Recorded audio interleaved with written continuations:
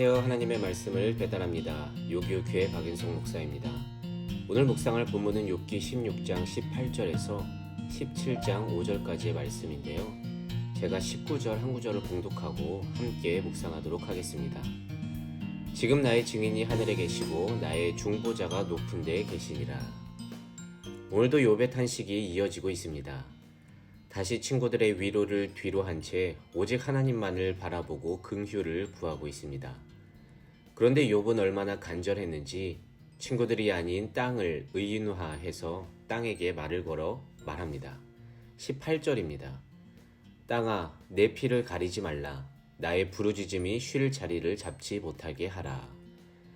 그러니까 나의 부르짖음이 허공에 흩어지게 놔두지 말라는 것입니다. 욥은 자신이 당한 모든 고난을 이 친구들은 모르지만 너 땅은 알고 있다고 가정하면서 땅이 자신의 억울함을 알아주고 자신을 도와줄 것을 요청한 것입니다.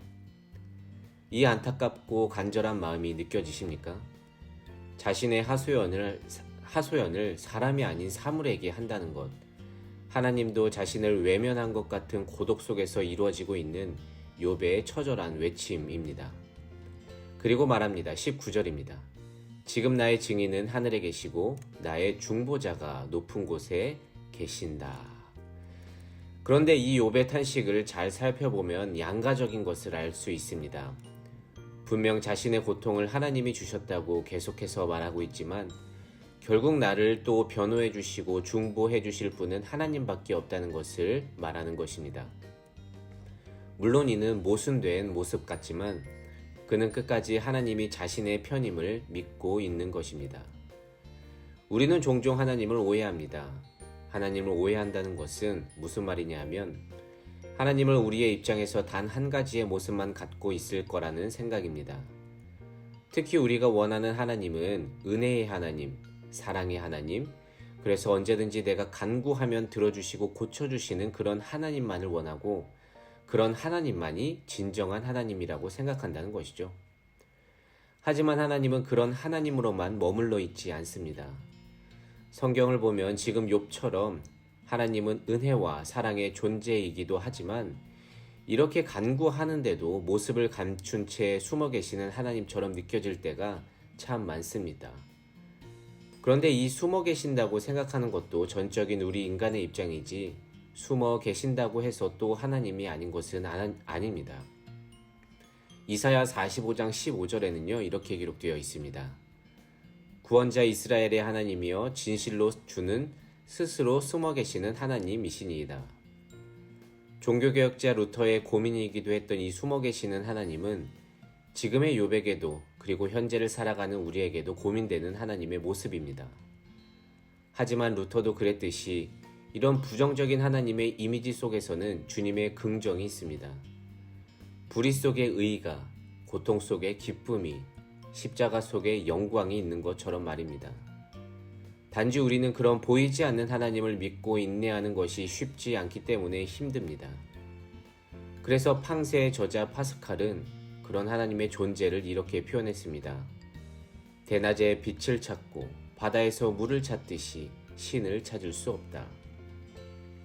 그러니까 진리를 찾는다는 것은 참 어렵다는 것이죠. 결국 진리는 그래서 평소와 다른 눈을 가질 필요가 있다는 말이기도 합니다. 그렇다면 우리는 그 숨어 계신 하나님을 어떻게 찾고 인내하며 기다릴 수 있을까요? 이렇게 말씀드리면 답답해 하실 것 같지만 결국 그 답은 믿음입니다. 모든 만물을 창조하신 하나님, 나를 구원하실 분은 오직 하나님뿐이라는 믿음 말이죠. 지금 상황이 정말 이해가 가지 않겠지만 결국 이 세상을 모두 창조하신 그 하나님만이 나를 건져내실 분이라는 그 믿음입니다. 우리는 나중에 알게 되겠지만 욥기의 결론이 어떻게 되겠습니까? 그 숨어 계신 하나님은 결국 욥의 모든 것을 다 듣고 계셨고 그분의 시간에 맞춰 그분의 뜻에 따라 욥의 상황을 인도하시고 해결해 주십니다. 내 입장에서 숨어 계신 그 부정의 하나님 안에 결국은 긍정이 드러나는 것으로서 그것을 인내하며 믿을 수 있냐의 여부에 따라 우리의 삶이 달라질 것을 욥기를 통해 보여주고 있습니다. 그래서 인생이 어려운 것이고 믿음을 갖는 것은 참 어려운 것입니다. 보이지 않는 그 하나님을 언제까지 기다려야 할지도 모르기 때문이기도 하며 우리는 계속 나의 입장에서 하나님을 바라기만 하기 때문입니다.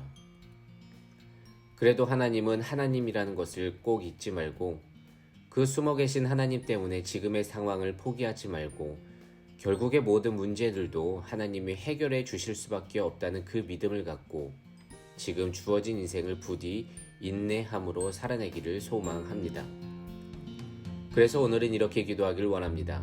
하나님, 오늘 욥은 다시 친구들을 뒤로하고 하나님을 향해 자신의 처지를 탄식합니다. 자신에게 고통을 주었다고 확신하면서도 이것을 해결할 수 있는 분이 하나님이기 때문입니다. 부디 우리에게도 이런 욥의 믿음을 허락하시고 지금 보이지 않는 그 하나님을 오해하지 말고 결국은 그 부정 가운데 긍정을 준비하고 있음을 믿고 인내하며 기다릴 수 있는 우리에게 그런 굳건한 믿음 허락하여 주시옵소서. 오늘도 이 말씀을 붙들고 한날 승리하며 살아갈 수 있는 우리 모두가 되시기를 진심으로 소망합니다.